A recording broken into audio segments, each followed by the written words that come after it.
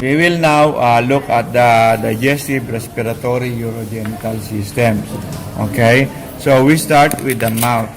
So what we're going to do is we're going to open the mouth. So we have to cut the mouth here. Okay? So we have to cut it here and then on the other side, and then we will force it open. Okay? So this will show, okay, the oral cavity. Right? You can see that the teeth are basically just incisor.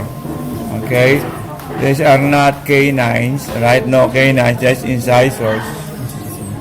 Because these are herbivores. Okay? They feed on grass and maybe some vegetables.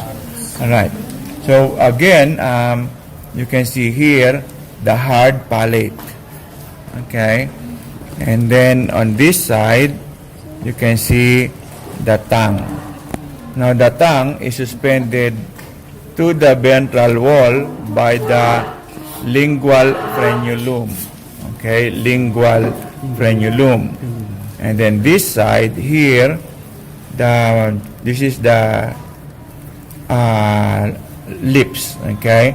And so you have, since these are the lips, these are connected to the mid ventral line here by the labial frenulum. Okay?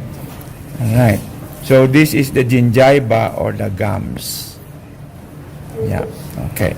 Now, if we take a look here, alright, so you can see that this is, alright, we should see the larynx, or maybe we can look at it from the lower side here, right? Yeah. Okay. So we go down here.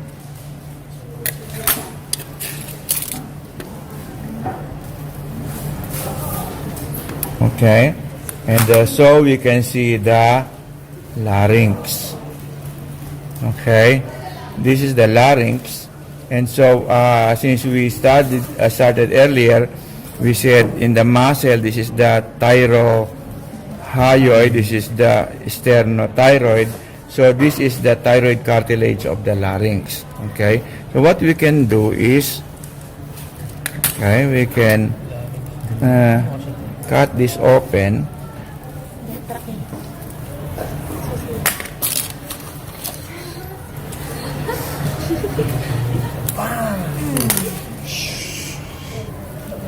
Okay. So here we can see this is the opening of the larynx, so that should be okay. A characteristic, this opening here leads to the esophagus. Okay, this is the trachea, and the other one here is the esophagus. So this one here leads to the esophagus there. Okay, here. And then the other one here. Right, this is a mammalian characteristic, the presence of the epiglottis. Okay, the presence of the epiglottis. So you can see here, all right, this one leads to the esophagus here. Okay, esophagus there, and then this one leads to the larynx. So this is the epiglottis. Okay, and let me cut the epiglottis. Okay, so you can see the vocal cords. Yan, okay, the epiglottis and the vocal cords. So it goes this way. The opening of the esophagus is still here. Okay, so we now move downwards into the chest cavity. Alright, so we may have to cut the pectorals.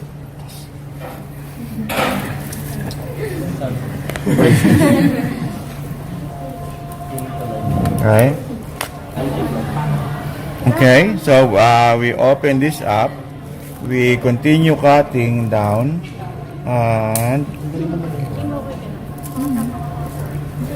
okay. So as you are cutting, you have to lift the muscle a little because you don't want to cut deep into the visceral organs. Okay. So we continue down.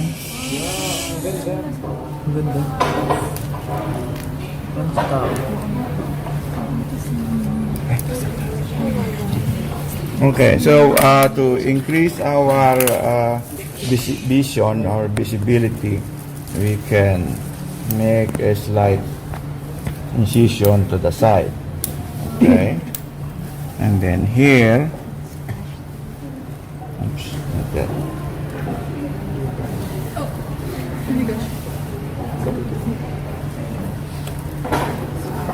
So we wanted to look at the actual arrangement of the visceral organs, so without dislodging any of them. Okay.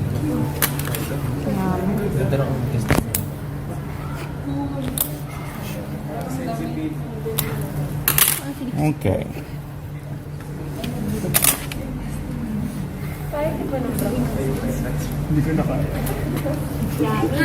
Okay. So again, this is the diaphragm. So if we look at the ventral side here, okay. So you can see the diaphragm there. So this separates the pleural cavity from the peritoneal cavity and the, can you see the heart? The pericardial cavity. Okay.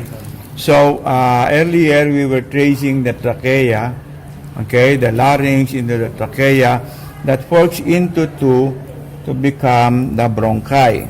That leads to the, okay, to the right and to the left lung.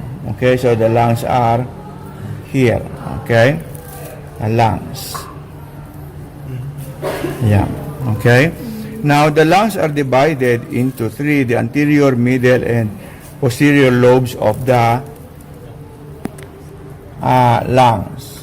Okay, and the same with the left side here. Yan. Ay, sorry. Okay, ayan. So here are the lungs. Yan. Yan. Okay. So anterior, middle, posterior lobes of the lungs. In the cut, the heart is tilted to the left.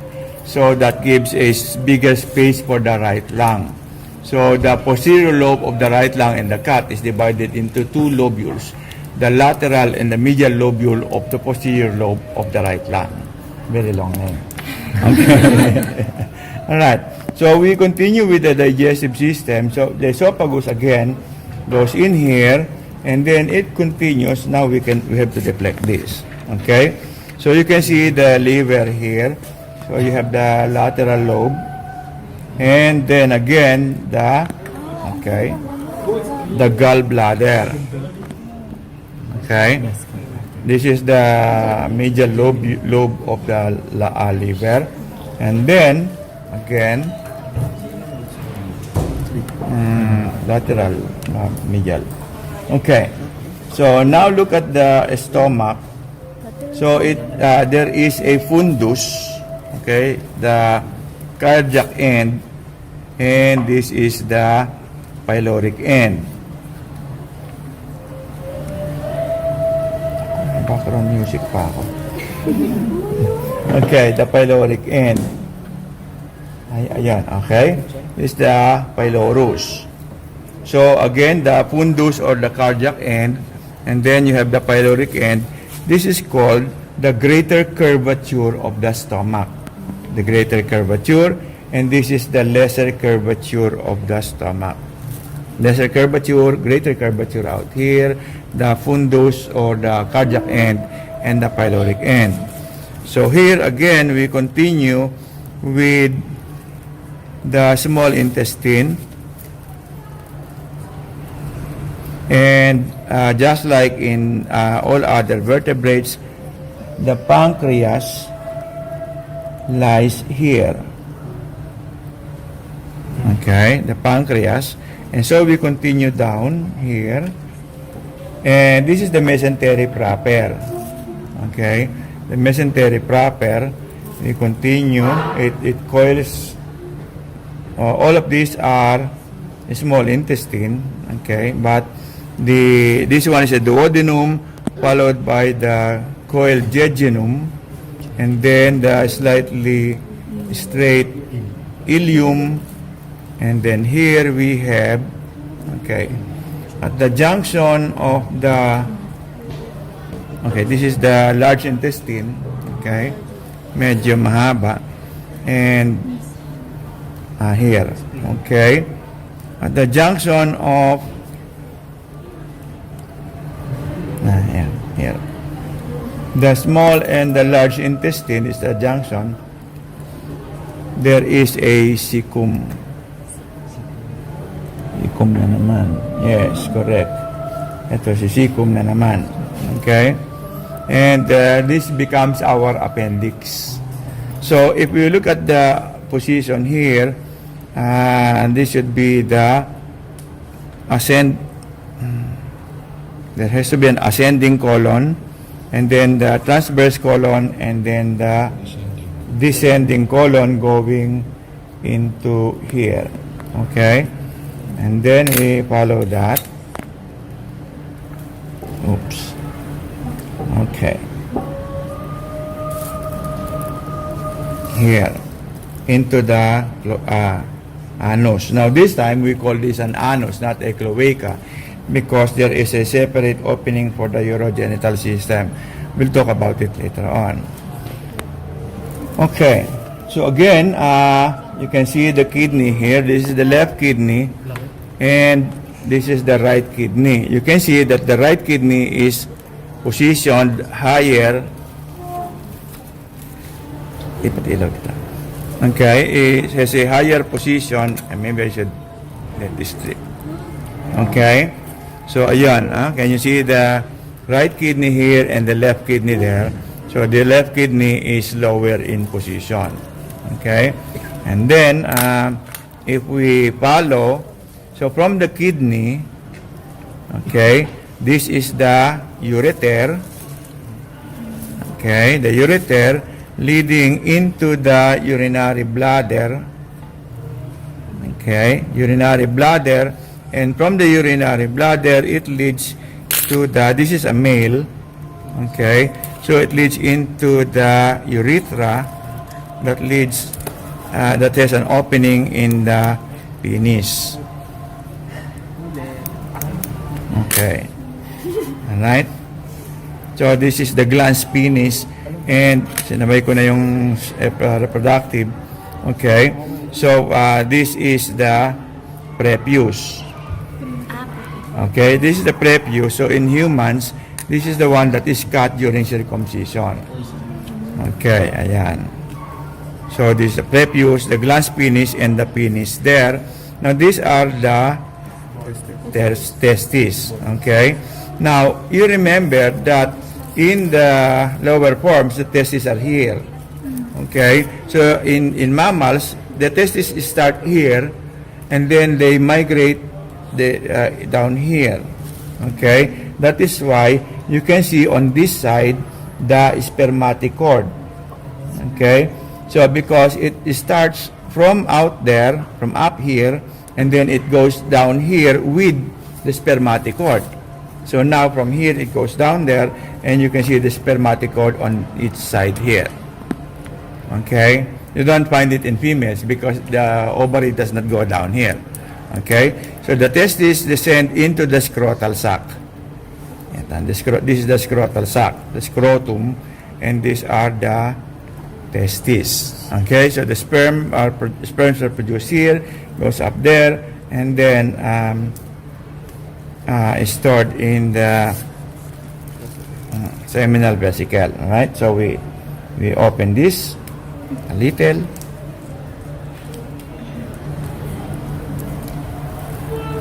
Okay, so So, what else are we missing? We are missing the spleen. Where's the spleen? All right? There is the spleen. We'll tilt it a little. This is relatively small in the rabbit, but in the cat it's a bit bigger, and in pigs it's a lot bigger. But in contrast to the round spleen in frogs and in chicken, this one is elongated. Okay? Flattened and elongated like this one. Okay? Yeah. So, now we move on to the heart.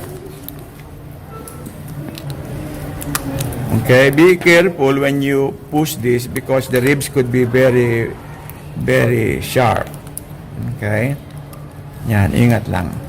Okay, so again, we cut open the pericardium or the pericardial sac.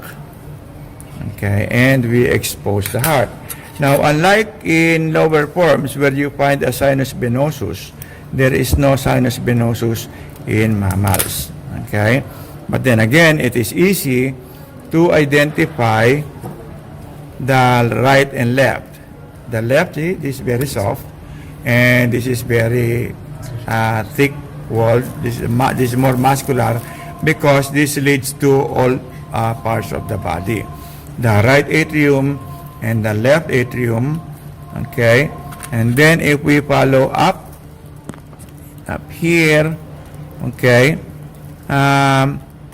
This goes to the right, okay, and